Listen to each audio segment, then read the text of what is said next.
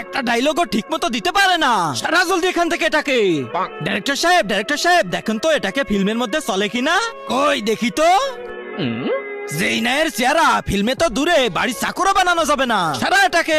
Director সাহেব please একটা সুযোগ দেন, ফাটায় ফেলবো আমি, একদম ফাটায় ফেলবো। আচ্ছা ঠিক আছে, যা তাহলে। দেখো বেটা, তোমার ডায়লগ হলো এটা। তোমাকে ফোনে বলতে হবে তোমার বউ বাচ্চা আমার কাছে, 10 লাখ টাকা দিয়ে যাও আর বউ বাচ্চা নিয়ে যাও। বুঝতে পারছো? বুঝতে পারছি।